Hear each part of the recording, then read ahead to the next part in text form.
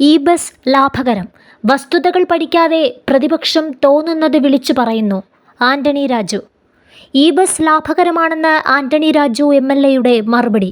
KSRTC e ബസ്സുകൾ വാങ്ങിയതിൽ ക്രമക്കേടുണ്ടെന്നും ബസ്സുകളുടെ വരവ് ചെലവ് കണക്കുകൾ യാഥാർത്ഥ്യമല്ലെന്നും transport workers federation working president M. Vincent MLA കഴിഞ്ഞ ദിവസം പറഞ്ഞിരുന്നു.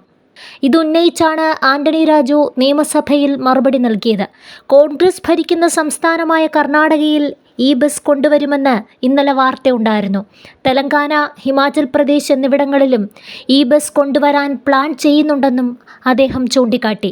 നിങ്ങൾ ഭരിക്കുന്ന സംസ്ഥാനത്തിൽ ഇ ബസ് കൊള്ളാം, എന്നാൽ കേരളത്തിൽ നഷ്ടമെന്നാണ് പറയുന്നത്.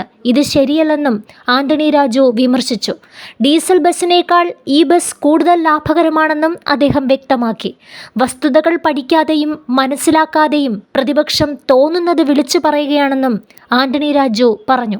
ഒരു ഇലക്ട്രിക് ബസ് വാങ്ങുന്ന തുകയ്ക്ക് 4 ഡീസൽ ബസ്സുകൾ വാങ്ങാമെന്ന് ഗതാഗത മന്ത്രി KB ഗണേഷ് കുമാർ കഴിഞ്ഞയാഴ്ച പറഞ്ഞിരുന്നു.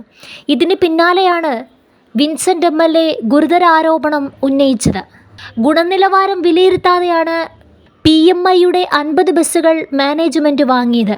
ബസ്സുകളുടെ ഗുണനിലവാരം പരിശോധിച്ച വിദഗ്ധ സമിതി റിപ്പോർട്ട് പുറത്തുവിടണം.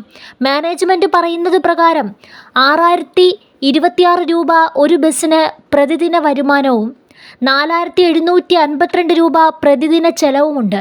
വായ്പാ തിരിച്ചടവും ബസ്സിൻ്റെ ബാറ്ററി മാറുന്ന ചെലവും കൂട്ടിയാൽ 4546 രൂപ അധിക ചെലവാകും. ഒരു ഇലക്ട്രിക് ബസ് പ്രതിദിനം 3273 രൂപ നഷ്ടമുണ്ടാക്കുന്നുണ്ട്. 50 ബസ്സുകൾക്ക് പ്രതിവർഷം 5.89 കോടി നഷ്ടമുണ്ടാകും. M. വിൻസെന്റ് പറഞ്ഞിരുന്നു.